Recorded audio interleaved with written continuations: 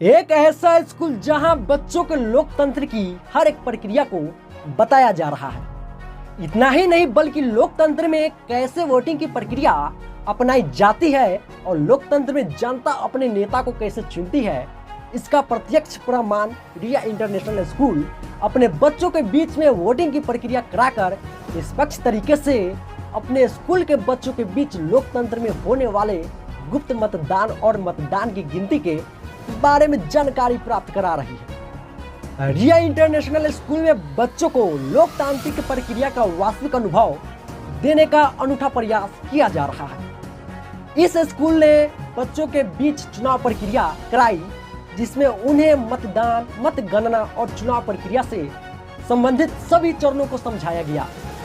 बच्चों ने उम्मीदवार के रूप में नामांकन दाखिल किया, चुनाव प्रचार किया और चुनाव चिन्ह जैसे साइकिल, किताब आदि का इस्तेमाल किया। स्कूल के डायरेक्टर बवन चौधरी ने बताया कि गतिविधि खेल खेल में बच्चों को लोकतंत्र की महत्वपूर्ण अवधारणाओं से परिचित कराने के लिए थी। पोलिंग पार्टी और मॉक पोल के जरिए बच्चों को वास्तविक मतदान प्रक्रिया का अनुभव दिया गया। उन्हें बताया गया कि चुनाव में गोपनीयता कैसे बनाए रखी जाती है और ईवीएम और वीवीपैट मशीनों के इस्तेमाल के बारे में जानकारी दी गई। बच्चों ने बैलेट पेपर पर अपने उम्मीदवार के चुनाव चिन्ह पर मोहर लगाकर मतपेटी में अपने मत डाले। पूरी प्रक्रिया के समापन पर उम्मीदवारों की उपस्थिति में मतगणना की जाएगी, जिससे बच्चों को लोकतांत्रिक चुनाव प्रणाली का गहरा और व्यवहारिक ज्ञान प्राप्त हो सके। यह पहल न केवल बच्चों को शिक्षा का एक नया अनुभव दे रही है, बल्कि उन्हें नागरिक जिम्मेदारियों और लोकतांत्रिक मूल्यों के प्रति भी जागरूक बना रही है। देखिए आगे का रिपोर्ट।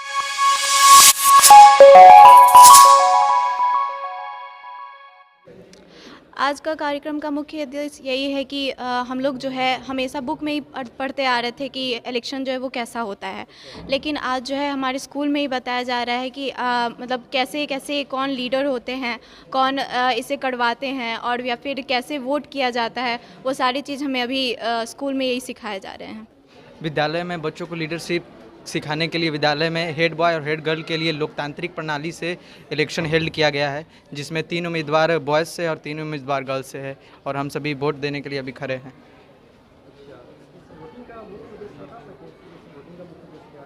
इस वोटिंग का मुख्य उद्देश्य है कि बच्चों को अभी से ही लीडरशिप का पाठ पढ़ाया जाए, ताकि जब बच्चे आगे बढ़े तो वो समझ सके कि कैसे हमें नेतृत्व करना है, हमें कैसे लीडरशिप करना है। यही इस रिया इंटरनेशनल स्कूल इस इलाके का सबसे बेहतरीन स्कूलों में से गिना जाता है और ये जो प्रक्रिया की जा रही है ये पूरी तरह से लोकतांत्रिक प्रक्रिया है और बच्चों को ये समझाना है कि हमारे देश में जो सरकार है, हमारे देश की जो सरकार है वो लोकतांत्रिक सरकार है और जो आम चुनाव होते हैं वो कैसे होते हैं, यानी नामांकन के तारीख से लेकर और सर्टिफिकेट मिलने तक कौन कौन सी प्रक्रिया चलती है, ये समझाना है बच्चों को। और पूरी तरह से ये इलेक्शन फेयर एंड फ्री हो रहा है, मतलब इसमें किसी प्रकार की कोई गड़बड़ी, किसी प्रकार की कोई किसी के समर्थन में या किसी के विपक्ष में कोई कैंपेनिंग नहीं किया गया है, या विद्यालय प्रबंधन के तरफ से ये पूरी तरह से एक निष्पक्ष तरीके से लोकतांत्रिक प्रक्रिया को समझाने के लिए ये आयोजित किया गया है। आपको नहीं लगता है कि आगे चलकर बच्चों को हानि हो सकता है या लाभ हो सकता है? तो क्या लगता है? देखिए, हर प्रोफेशन में अच्छे और बुरे लोग होते हैं। पॉलिटिक्स लोग कहते हैं कि बुरा है, लेकिन पॉलिटिक्स बुरा है। अगर बुरा होता तो हमारा देश कैसे चलता? हमारे देश को आज़ाद कराने के लिए जो नेता लोग संघर्ष किए, जो लीडर लोग स्ट्रगल किए, वो भी तो अच्छे ही थे, तभी तो हम लोग आज फ्री होके ये सब कर रहे हैं। तो पॉलिटिक्स में भी छात्र आते हैं, जैसे आप एग्जाम्पल के तौर पे नीतीश कुमार, लालू यादव, रामविलास पासवान, अखिलेश यादव हैं, उनका देख सकते हैं कि वो लोग छात्र जीवन से ही कॉलेज टाइम से ही वो लीडर रहे हैं और अभी अपने प्रदेश का नेतृत्व कर रहे हैं। तो नेतृत्व करने के लिए, लीडरशिप क्वालिटी लाने के लिए ये चीज़ करना बहुत ज़रूरी है। ये जो कार्यक्रम रखा गया है स्कूल में, कितने दिनों से चल रही है ये कार्यक्रम? 1 अक्टूबर से हम लोगों ने स्टार्ट किया था और इसको हम लोगों ने थोड़ा सा शेड्यूल वे में करने की कोशिश किया और फर्स्ट ऑफ अक्टूबर को हम लोगों ने अनाउंसमेंट किया और साथ ही साथ पैनल मीटिंग भी हुआ था उस दिन। 2 अक्टूबर गांधी जयंती था। इसको सेलिब्रेट करने के बाद हम लोगों ने कैंपिंग किया और नॉमिनेशन उसके अगले दिन हुआ। नॉमिनेशन 2 अक्टूबर को हुआ, अगले दिन कैंपिंग हुआ और आज हम लोग इलेक्शन करा रहे हैं। और एज़ पर द प्लान और शेड्यूल हम लोग कल का रिज़ल्ट का डेट रखे हुए 5 अक्टूबर को। अच्छा, इसमें किस किस पद पे बच्चों का चयन किया जा रहा है? ओवरऑल देखा जाए तो बच्चे का एकेडमिक्स भी देखा जा रहा है कि उनका परफॉर्मेंस कैसा है, डिसिप्लिन एंड बिहेवियर, को करिकुलर एक्टिविटीज़ में वो पार्टिसिपेट करते हैं या नहीं, स्पोर्ट्स में उनका कितना रोल रहता है, टीचर्स को ओबे करते हैं या नहीं, या फिर उनका बिहेवियर में मोरल इथिक्स है या नहीं, इन सारी चीज़ को भी हम लोग ध्यान में रख के ही नॉमिनेशन कराए हैं। अच्छा, यहाँ पर इलेक्शन की जो प्रक्रिया शुरू किए हैं, आपने कहीं ना कहीं किसी उद्देश्य को देखते हुए किया होगा, तो उद्देश्य क्या है बच्चों में स्कूल में इलेक्शन करवाना? एक्चुअली सर स्कूल जैसा कि हमारा CBSE एफिलिएटेड है, तो हम लोग NCERT बुक को फॉलो करते हैं, राइट। तो उसमें क्लास 6 से अबव अगर हम देखें तो हर एक बुक में हर एक पॉलिटिक्स के बुक्स में उसमें डेमोक्रेटिक से रिलेटेड चैप्टर्स हैं। तो उस चैप्टर्स बेस पे देखा जाए तो एक हम लोगों ने देखा कि चैप्टर बेस पे एक एक्टिविटी भी हो जाएगी, जिससे उनको एक्टिविटी बेस्ड लर्निंग सीख सकते हैं इससे कि हमारे कंट्री में जो इलेक्शन कमीशन है वो किस तरीके से नॉमिनेशन कराती है, या फिर इलेक्शन पैनल बैठती है, मीटिंग का क्या प्रोसेस है, नॉमिनेशन का क्या प्रोसेस है, ठीक है। ये सब उनको अवेयर कराने के लिए एक्टिविटी बेस्ड लर्निंग के प्रोसेस को ध्यान में रखते हुए हम लोगों ने ये सब कराया है। और साथ ही साथ हम लोग CC पैटर्न को भी फॉलो करते हैं, तो बस वही। अच्छा, आप इस स्कूल में पढ़ाने की जो खूबियाँ हैं, इसमें क्या क्या व्यवस्था है जो कि बच्चे का मनोबल अच्छी तरह से बढ़ सके और आगे विकास कर सके?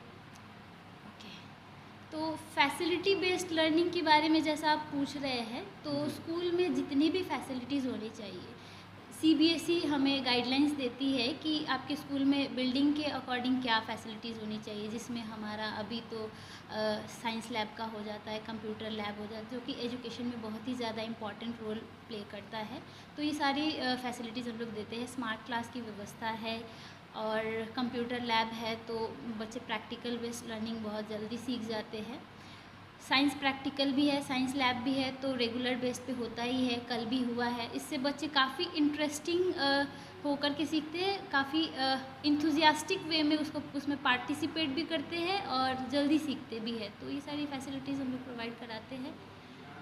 ये विद्यालय जो है कहाँ पड़ता है स्कूल? हमारा विद्यालय रिया इंटरनेशनल स्कूल पारू प्रखंड पारू खास एरिया में पड़ता है, near state bank of India. आपका परिचय क्या होगा? मेरा नाम प्रिया तिवारी है, मैं विद्यालय में मैनेजर के रूप में। इसका मुख्य उद्देश्य है कि बच्चे को लोकतंत्र के विषय में भी जानकारी हो। सब्जेक्ट है तो पढ़ाई तो होती ही है, लोकतंत्र क्या है, लेकिन वोट गिरा करके भी हो कि कैसे लोकतंत्र में किसी को चुना जाता है, प्रतिनिधि चुना जाता है, इसीलिए ऐसा व्यवस्था लागू किया गया है। प्रक्रिया जो है कितने दिनों से आपके स्कूल में चल रही है वोटिंग का? 1 वीक से। 1 वीक से चल रहा है? हाँ, बच्चों को फाइनल? हाँ, आज फाइनल है। आपके विद्यालय में क्या क्या सुविधाएं हैं? हमारे यहाँ साइंस लैब है, कंप्यूटर लैब है, लाइब्रेरी है, अभी लिफ्ट लग रहा है, लिफ्ट का भी काम चल रहा है। चाह रहे हैं कि सभी जगह तो एकेडमिक चलता ही है, पढ़ाई होता ही है, यहाँ कुछ नया चीज़ बच्चे को दिया जाए ताकि बच्चा कहीं भी जाए तो उसको फील नहीं हो कि हम रूरल एरिया से आए हैं। बुक से तो पढ़ाई सभी जगह होता है, लेकिन प्रैक्टिकल सुविधा हम लोग अपना स्पेशल रखे हुए हैं। बच्चे को कंप्यूटर लैब भी कराते हैं, ज़रूरत पड़ने पर लाइब्रेरी में बच्चे को ले जाते हैं। कुछ सब्जेक्ट से हट के भी बुक देते हैं पढ़ने के लिए बच्चे को, ताकि एक्सटर्नल नॉलेज भी हो। ऐसा आपको नहीं लगता कि ये कराने के बाद वोटिंग जो स्कूल में ये गलत चीज़ है? क्योंकि बच्चे आगे चलकर पढ़ लिख कर ऑफिसर बनने का सोचेंगे, लेकिन राजनीति में वोटिंग वाला प्रक्रिया में वो कहीं राजनीति में कर सकते हैं। क्या लगता है आपको इसको? देखिए, अफसर तो बनना चाहेंगे तो उसके लिए भी तो बच्चे को नॉलेज होना चाहिए ना, जो वोटिंग कैसे किया जाता है, क्या इसका प्रक्रिया है। तो लीडर तो यहीं से चुन के जाता है ना, स्कूल से कॉलेज से ही। ऐसे बच्चों में किस किस पोस्ट पे अभी बच्चों को चुना जा रहा है? अभी हमारे यहाँ हेड बॉय और हेड गर्ल्स। प्रत्येक क्लास में?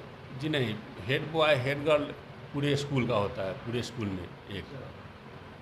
क्या परिचय हुआ आपका? मैं बब्बन चौधरी, निदेशक DI इंटरनेशनल स्कूल।